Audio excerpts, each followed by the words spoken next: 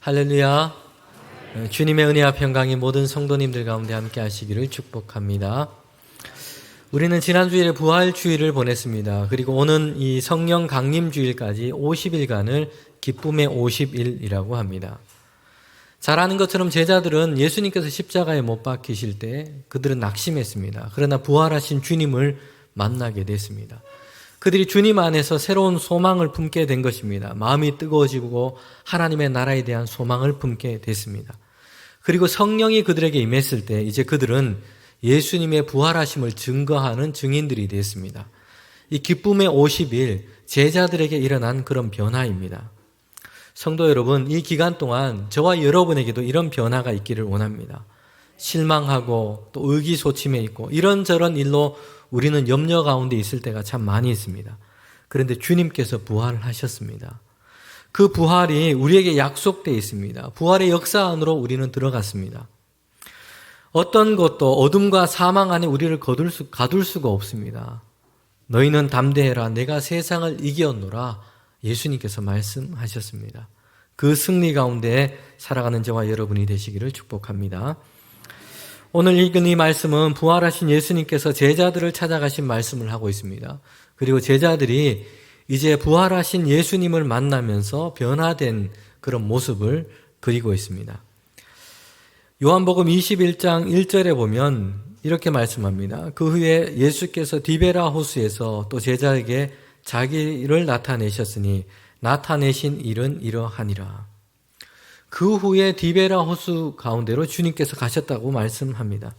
앞선 내용을 보면 부활하신 예수님께서 이 제자들이 디베라 호수에서 처음 만난 게 아니라는 것을 우리는 보게 됩니다. 제자들은 부활하신 예수님을 이미 예루살렘에서 만났습니다. 그들은 두려움 가운데 있었습니다. 주님을 잡아서 십자가에 매단 그 사람들이 예수님을 따라다녔던 이 제자들을 자신들을 어떻게 할까 봐 두려웠습니다. 그래서 함께 모여 있었지만 문을 잠그고 그렇게 모여 있었습니다. 그런데 부활하신 주님께서 그들 가운데 나타나신 거예요.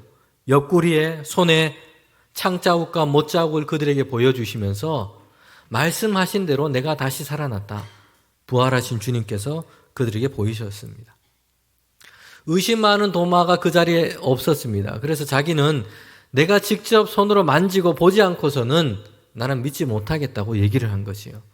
그래서 8일 뒤에 다시 주님께서 이번에는 도마가 있는 그곳에 나타나셔서 다시 그들에게 보이셨습니다.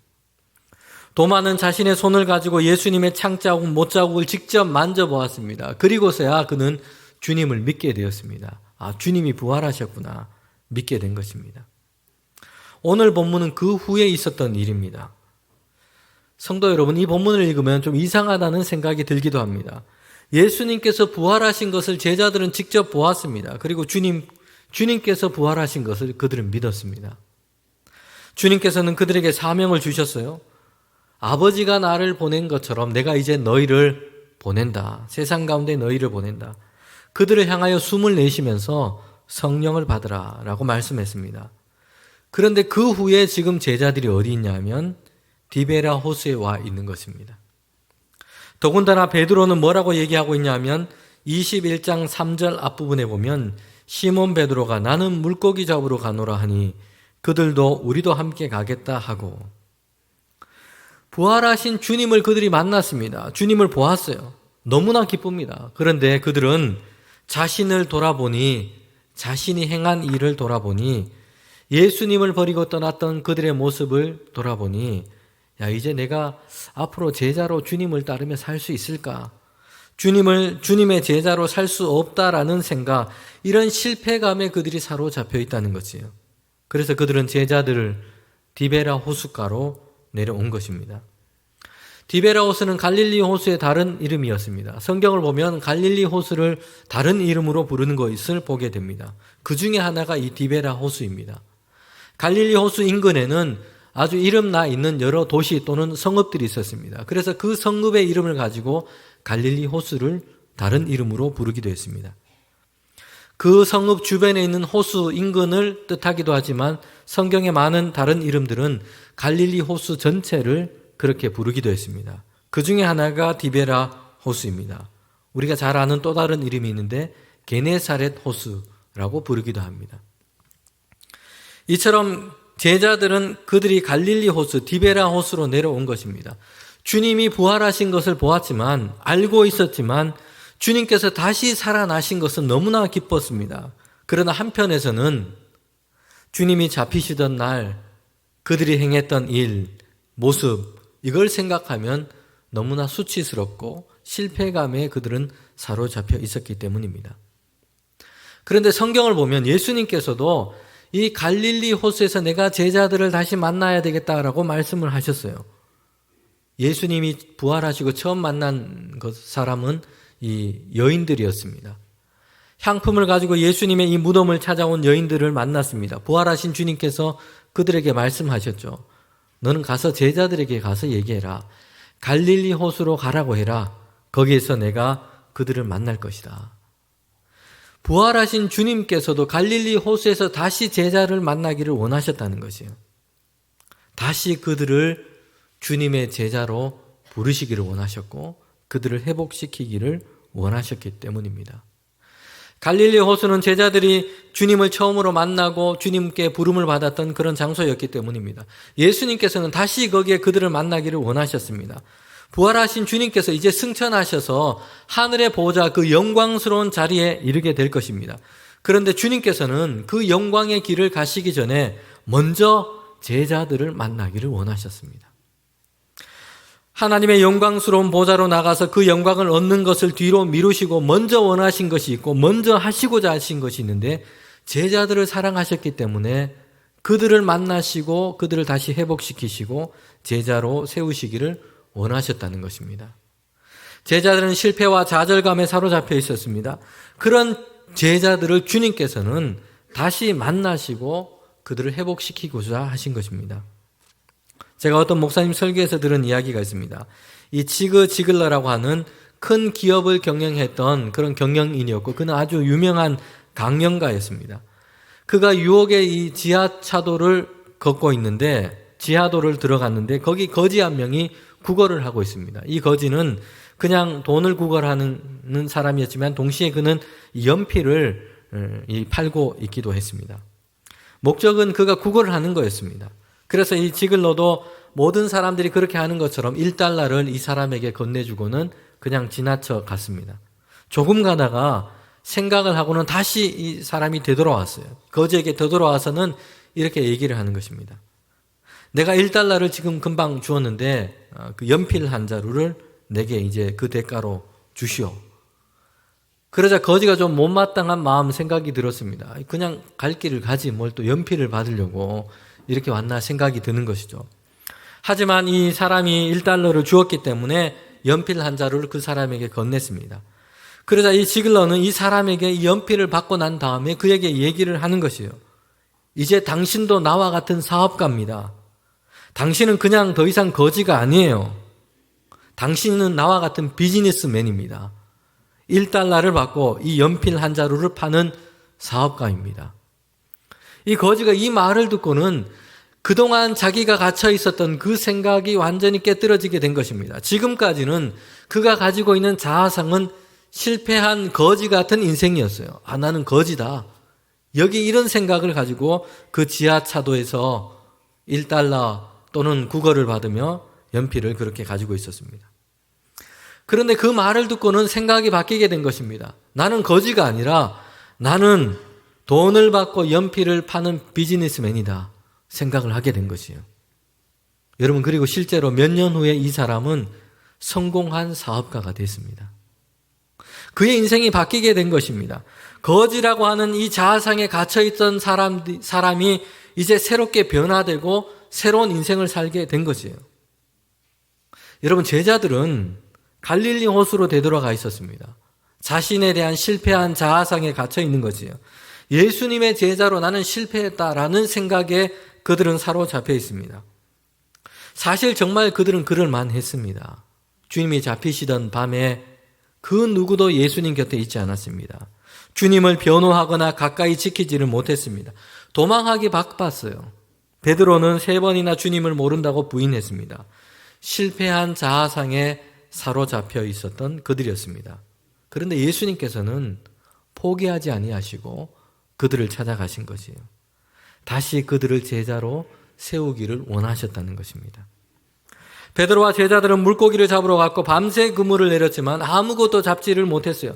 3년 전에 예수님을 만났던 상황과 동일했습니다. 그날 밤에도 그들은 밤새 수고를 했는데 그들이 밤새 올린 그 그물에는 물고기 한 마리가 없었습니다. 빈 그물이었어요. 그리고 빈 배였습니다. 부활하신 주님이 그들 가운데 가셨을 때도 마찬가지였습니다. 제자로 실패했을 뿐만 아니라 어부로서도 그날 밤에 그들은 또 실패를 경험한 것이에요. 그런데 주님께서 그에게 말씀하세요. 배 오른편에 그물을 던져라. 그 말씀대로 했더니 물고기를 잡았는데 대단히 많이 잡게 됩니다. 153마리를 잡게 됐습니다. 제자들은 다시 주님이신 것을 알아보고 해변으로 배를 몰고 달려오게 됩니다. 그래서 주님께서는 해변가에서 숯불을 피워놓고 떡과 물고기를 준비하여 제자들에게 주시는 것입니다. 그리고 오늘 이 본문에 읽은 말씀처럼 주님께서 베드로에게 물으시는 거예요. 예수님께서 베드로에게 물으신 물음은 한 가지였습니다. 너는 나를 사랑하느냐? 라는 물음이었습니다. 주님은 제자들을 이제 실패했고 그렇게 실패감 속에 사로잡혀 있는 그들을 다시금 세우고 제자로 세우기를 원하시고 제자로 부르셔서 사명 감당하기를 원하셨습니다. 그들을 회복시키는 그 일을 위해서 주님께서 하신 것은 사랑을 보이시고 사랑을 물으신 겁니다. 예수님께서 이런 시작점에서 뭘 하고 계시냐면 예수님에 대한 사랑을 베드로에게 물으신 것이에요. 예수님은 베드로에게 다른 것 묻거나 말씀하지 않으셨습니다. 예수님께서 베드로에게 야 그날 밤 너 왜 그랬냐? 어떻게 나를 3번이나 모른다고 부인할 수 있느냐? 이런 거 얘기를 하지 않으셨습니다. 베드로는 그날 밤에 대제사장처럼 어마어마한 권세를 가진 사람이 아니라 여종 그리고 대제사장들 마당에서 일을 하고 있는 종들 앞에서 주님을 모른다고 3번이나 부인했습니다. 더군다나 베드로는 제자들 중에서 가장 호언장담했던 그런 인물이었습니다. 말이라도 못했으면 괜찮았는데 예수님 앞에서 엄청난 말들을 베드로는 해놓았습니다. 다른 사람들은 몰라도 나는 주님을 절대 안 떠날 겁니다. 다른 사람들은 몰라도 이 베드로가 자주 했던 얘기입니다. 이거. 다른 사람들은 몰라도 나는 주님 죽을 때까지 주님 따라갈 겁니다. 그런데 이렇게 해놓고서는 종들이 던진 그 물음 앞에서 지나가는 그 물음 앞에서 예수님을 모른다. 저 사람은 나와 아무 관계가 없다. 3번이나 베드로는 예수님을 부인한 것입니다. 그런데 이런 베드로에게 예수님께서 주신 물음은 한 가지였습니다. 다시 예수님의 제자로 세우시면서 확인하신 것도 한 가지였습니다. 주님의 양을 치고 먹이라 이런 사명을 주시면서 그에게 요구하신 것도 한 가지였습니다. 내가 나를 사랑하느냐라는 것이었습니다. 이것 하나에 대답하도록 하신 것입니다. 성도 여러분, 그런데 오늘 우리는 이 본문에서 예수님께서 이 베드로에게 이 물음을 묻기 전에 주님께서는 먼저 예수님께서 이 제자 베드로를 향한 제자들을 향한 사랑을 먼저 보이고 있다는 것을 우리는 기억해야 합니다. 예수님께서 베드로와 제자를 얼마나 사랑하셨는지 주님께서는 주님을 모른다고 부인하고 도망했던 그 제자들, 실패했던 그들을 먼저 찾아오신 것입니다. 부활하신 주님께서 거듭해서 그들을 찾아오셔서 부활하신 주님을 보이셨어요. 제자들을 다시 세우기 위해서 그들을 용서하시고 그들을 격려하시고 그들에게 용기를 주시고 그리고 다시 주님께서는 그들에게 사명을 주시고 계시다는 것입니다. 베드로는 예수님을 3번 모른다고 부인했습니다. 예수님은 이런 베드로의 심정과 마음을 너무나 잘 알고 있었습니다. 그래서 베드로에게 주님께서는 3번 물으신 것이에요. 3번 주님을 모른다고 그 입술로 주님을 부인했던 베드로에게 예수님께서는 3번 그의 입술을 열어서 고백하도록 이렇게 물으신 것입니다. 베드로를 향한 주님의 사랑인 겁니다. 예수님께서 베드로에게 물으신 이 물음은 베드로가 왜 예수님 따르는 제자로 실패했는지를 보여주기도 합니다. 예수님에 대한 사랑이 부족했기 때문입니다. 베드로는 아마 그날 밤 일을 계속 생각했을 겁니다. 닭이 울기 전, 하룻밤이 지나기도 전에 어떻게 내가 예수님을 3번이나 모른다고 부인할 수 있을까? 3번이나 입술로 예수님을 배반할 줄은 베드로는 생각도 못했습니다. 어떻게 내게 이런 일이 일어났을까? 내게 무엇이 문제일까? 내가 실패한 이유는 뭘까? 생각하고 또 생각했을 것이에요. 용기가 부족한 걸까? 지식이 부족해서, 힘이 부족해서 많은 이유들을 생각했을 것입니다. 그런데 갈릴리에 찾아오신 예수님께서 베드로를 향해 물으신 이 물음은 거기에 대한 답을 주시고 계신 거예요. 내가 나를 사랑하느냐? 사랑이 부족했기 때문입니다. 더 정확하게 말하면 주님께서 베드로를 향한 나를 향해 주신 그 사랑을 몰랐기 때문이고, 그리고 주님을 향한 그 사랑이 부족했기 때문입니다. 성도 여러분, 그렇다면 주님께서 베드로에게 사랑을 물으셨는데 그 물음에서 주님께서 베드로와 오늘 우리에게 말씀하시고 요청하시는 그 사랑의 모습, 그 사랑의 특징이 무엇인지를 우리는 한번 살펴볼 필요가 있습니다. 예수님을 향한 사랑, 첫 번째는 현재형이어야 합니다. 예수님은 베드로에게 내가 나를 사랑하느냐라고 물으셨어요. 3번 물으셨는데 현재형으로 물으신 것입니다. 주님께서는 베드로에게 과거에 예수님을 사랑했던 그 사랑에 대해서 확인하기보다는 지금 베드로가 예수님을 사랑하고 있느냐, 지금 너는 나를 사랑하느냐라고 물으신 것입니다. 사랑은 지나간 후에도 추억이 되고 가치가 있습니다. 과거에 열렬하게 사랑했던 것, 의미가 있고 가치가 있죠. 그러나 예수님은 지금 베드로에게 지금 너는 나를 사랑하느냐라고 물으신 것입니다. 그 사랑의 시작점이 지금이고 그 사랑이 현재형입니다. 지나간 사랑으로는 오늘, 지금 주님의 사람으로 살지 못하기 때문입니다.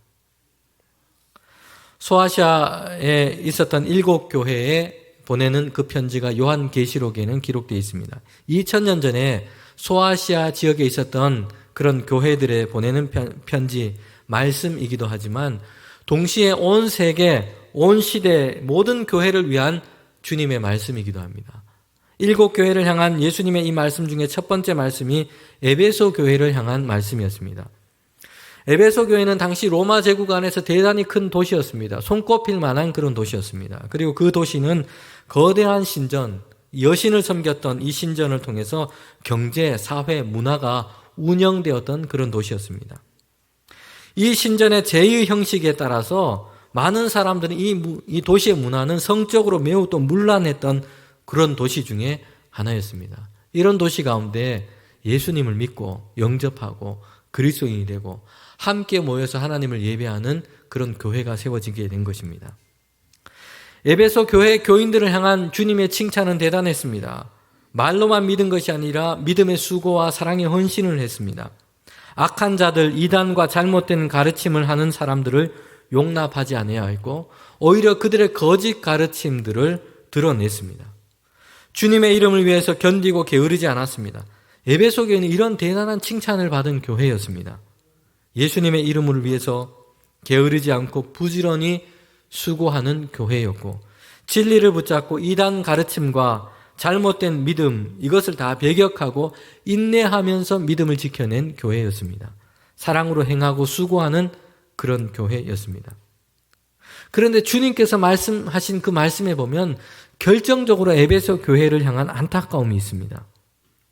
그들의 모습과 행위, 신앙의 열매가 현재 것이 아니라 과거의 것이 되었다는 것입니다.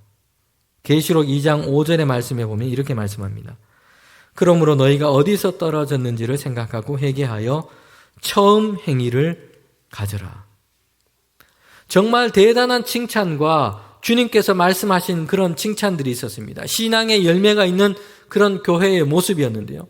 그런데도 안타깝게도 그것이 에베소 교회의 현재가 아니라 과거였다는 것입니다. 주님께서 그래서 에베소 교회를 향해서 안타까움으로 책망하시면서 말씀하신 것이 한 가지 있습니다. 그러나 너희를 책망할 것이 있나니 너희 처음 사랑을 버렸느니라.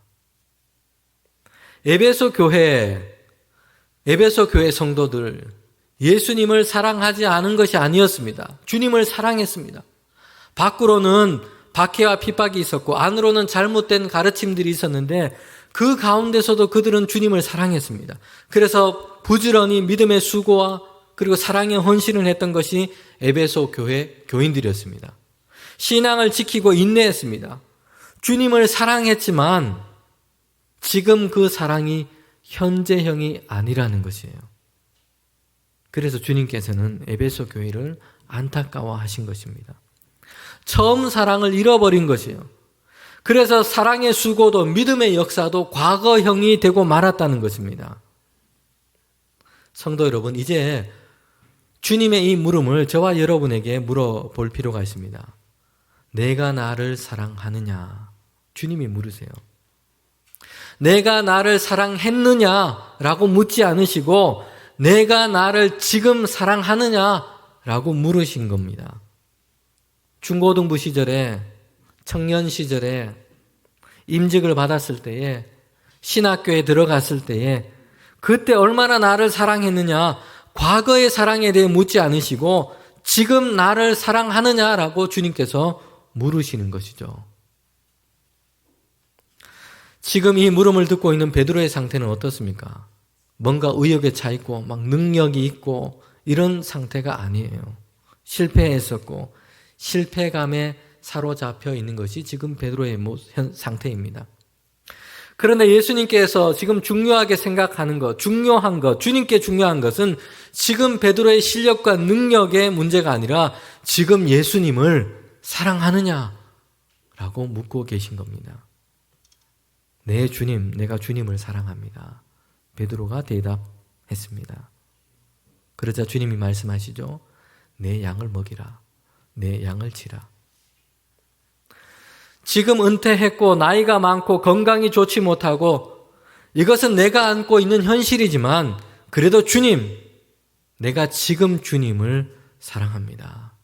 이전보다 더 사랑합니다. 이것이면 되는 겁니다. 지금 경제적으로 어렵고 시간적인 여유가 없고 그래도 주님, 지금 내가 주님을 사랑합니다. 지금 믿음이 연약하고 신앙생활을 한 지가 얼마 안 됐고 그래도 주님, 내가 지금 주님을 사랑합니다. 우리의 믿음과 주님을 향한 사랑이 날마다 늘 현재 진행형이 되기를 원합니다. 네. 그러면 주님께서 우리를 통해 일하시고 행하실 줄 믿습니다. 우리의 사랑은 늘 현재형이어야 됩니다. 예수님께서 베드로를 향해 내가 나를 사랑하느냐 물으셨는데 그 중에 첫 번째 물음에 보면 주님께서 다른 두 번의 물음과는 다른 것을 덧붙여서 말씀하고 있다는 것을 보게 됩니다. 요한의 아들 시몬아, 내가 이 사람들보다 나를 더 사랑하느냐. 요한복음 21장 15절 중간에 있습니다. 예수님을 사랑할 뿐만 아니라 주님께서 물으셨는데 다른 모든 사람들보다 더 사랑하느냐라고 물으신 겁니다. 예수님을 향한 사랑 두 번째는 단수이어야 됩니다. 다른 사랑들과 무게를 같이 하는 그런 사랑이 아니라 주님께서는 주님에 대한 그 사랑이 우선순위에 둘 것을 요청하신 것입니다.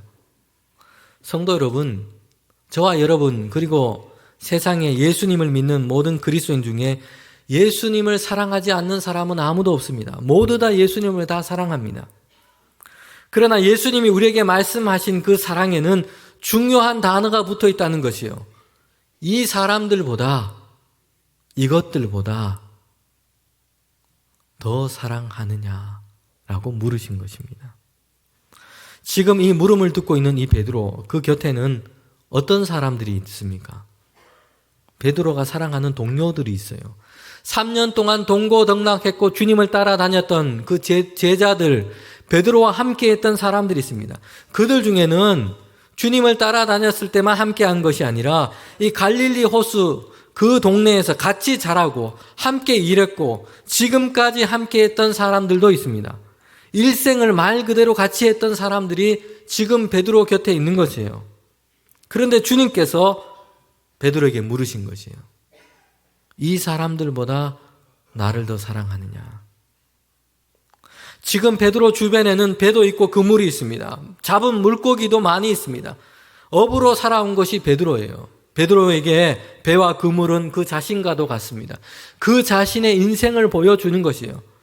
그가 잘할 수 있는 일이었습니다. 지금까지 생계를 얻으며 살아왔던 일이에요. 소박하지만 거기에 소망, 희망을 두고 살아왔던 것이 베드로입니다. 그런데 예수님께서 그에게 물으신 것이에요. 이것들보다 나를 더 사랑하느냐? 만약 주변에 있는 사람들이 왼수 같고 미워하는 사람들이고 이러면 정말 대답하기 쉬울 것 같아요. 당연히 주님을 내가 더 사랑하죠. 옆에 있는 사람들보다. 내가 별로 중요하지 않은 것들이 내 곁에 있다면 대답하기가 더 쉬울 겁니다. 당연히 예수님을 더 사랑하죠. 그런데 우리 곁에 있는 사람이 정말 아끼는 친구라고 한다면, 자녀이고 부모이고 가족이라고 생각한다면, 예수님께서 우리에게 이렇게 물으신다면 이 사람들보다 나를 더 사랑하느냐? 이것은 많은 사람들에게 이 물음은 쉽지 않은 문제가 될 것입니다. 내가 별로 중요하지 않게 생각했던 것이라면 괜찮은데 우리 자신이 그리고 많은 사람들이 추구하고 좋아하는 것, 원하는 것, 이런 것이 내 곁에 있습니다. 내 앞에 있습니다. 성공, 명예, 좋은 직장, 좋은 학교, 행복, 안락한 노후. 그런데 주님께서 나에게 물으시는 것이에요. 이것들보다 너는 나를 더 사랑하느냐? 대답하기가 곤란해지는 물음이 됩니다. 많은 사람들이 예수님을 사랑하지만 이 사람들보다 더, 이것들보다 더 라는 이 물음을 대면하기는 불편해 할 것입니다. 그런데 베드로에게 이렇게 물으시는 것이에요. 그가 아끼는 사람들이 곁에 있고 그가 좋아했고 의지했던 것들이 곁에 있는데 주님께서 물으시는 것이에요. 이 사람들보다 더, 이것보다 더 나를 사랑하느냐? 성도 여러분, 우리는 이 물음 앞에 서야 합니다. 이것은 주님을 위해서 우리가 해야 되는 대답이기도 하지만 동시에 이것은 우리 자신을 위해서도 필요한 대답이기 때문입니다. 이 물음에 내 주님, 내가 주님을 더 사랑합니다. 대답하지 못한다면 우리는 주님 외에 우리가 사랑하는 사람, 그 대상들을 참되게 사랑하지 못하게 될 것입니다. 바른 사랑의 관계가 아니라 왜곡된 사랑에 우리는 지배당하게 될 것입니다. 이 한 남성이 오랫동안 사랑하고 만나왔던 이 여자친구에게 프로포즈를 합니다. 근사한 레스토랑에서 이제 반지와 꽃다발을 준비했습니다. 그리고 좋은 음악도 신청해 놓고 이벤트를 다 준비를 했어요. 그런데 만약에 이 남성이 여자친구에게 이렇게 고백한다면 어떻게 될까요? 나는 당신도 사랑합니다. 결과가 좋지 않을 것 같아요. 나는 당신만을 사랑합니다. 아니면 나는 당신을 사랑합니다. 정도까지는 괜찮은데 나는 당신도 사랑합니다. 이렇게 된다면 이 결과가 좋지 않을 겁니다. 사랑에는 질서가 있기 때문입니다. 자신을, 자녀를, 이웃과 다른 사람을 사랑하는 것은 매우 마땅한 일입니다. 그러나 하나님처럼 사랑한다면 우리의 소유를 소유물로 사랑하지 않고 하나님처럼 사랑하게 된다면 서로를 지배하는 우상이 되고 말 겁니다. 또한 서로에게 하나님처럼 하나님과 같은 존재가 되기를 기대하고 그렇게 사랑한다면 결국에는 실망하게 되고 말 것입니다. 주님은 그렇기 때문에 우리에게 내가 나를 더 사랑하느냐라고 물으신 것입니다. 예수님을 향한 사랑 세 번째는 동사이어야 됩니다. 주님께서 이 물음, 내가 나를 사랑하느냐라고 베드로에게 물으시고 주님께서 하신 말씀이 있어요. 내 양을 먹이라, 내 양을 치라 라고 말씀했습니다. 이제 성도들을 목양하는 사명을 베드로에게 맡기신 겁니다. 우리가 생각해 보면 이 양떼를 치고 성도를 목양하고 이 뒤에 이어지는 많은 이 성도들을 돌보는 그 일을 베드로에게 맡기셨는데, 그렇게 하시려면 베드로에게 너는 성도들을 사랑하느냐, 양떼를 사랑하느냐, 이렇게 물으셔야 될 것 같은데 주님에 대한 사랑을 물으셨다는 거지요. 주님께서는 이것이 가장 중요하다고 말씀하고 있는 것입니다. 성도들을 목양하는 것, 주님께서 맡겨주신 그 양떼를 돌보고 목양하는 것은 주님을 향한 사랑에서부터 비롯되기 때문입니다. 그리고 그 일은 주님을 향한 사랑에 대한 동사이기 때문입니다. 그 사랑으로 감당하는 것이고 그 사랑으로 행하는 것입니다. 교회 안팎에서 많은 성도들이 자신의 시간과 물질을 들여서 섬기고 봉사를 합니다. 한 주간 직장 생활하는 것도 힘들어요. 가정의 일도 바쁘고 힘듭니다. 그런데 주일날 교회 와서도 교사, 찬양대 시간을 들여서 봉사를 해요. 주방에서, 주차장에서, 예배실과 카페 곳곳에서 섬기는 일을 합니다. 그런데 중요한 것은 이 모든 섬김과 사랑이 주님을 향한 사랑에 대한 동사이어야 한다는 것입니다. 아멘이십니까? 네. 주님을 향한 그 사랑에 대한 동사입니다. 주님을 사랑하기 때문에 기쁨으로 하는 것이고 주님을 사랑하기 때문에 할 수 있는 것입니다. 베드로에게 말씀하신 예수님을 향한 사랑은 혼자 신앙생활하고 기쁘고 즐거워하고 잘하는 것에만 그치지 않고 내 마음이 좋고 뜨겁고 사랑의 감정으로만 가득한 것에 그치지 않고 그 사랑을 통해서 베드로는 이제 뭘 하라고 얘기합니까? 양을 치고 양을 먹이고 양을 돌보는 일을 하라고 하신 것입니다. 뒤를 잇는 성도들, 믿음의 형제 자매들을 돌보고 세우고 먹이고 돌보는 일을 감당하도록 그에게 하신 것입니다. 교회와 가정 안에서 사랑의 수고와 섬김을 하도록 하신 것입니다. 성도 여러분, 예수님을 향한 그 사랑은 우리 안에서 느낌표로 끝나지 않고 그 사랑은 동사입니다. 교회 안에서 가정에서 사랑의 섬김을 통해서 행함으로 드러난다는 것이에요. 주님을 향한 사랑은 그래서 느낌표에서 매일매일 이제 우리 여러분의 삶에서, 저와 여러분의 삶에서, 삶의 현장에서 동사로, 우리의 행동으로, 우리의 말과 행실로 번역되어야 됩니다.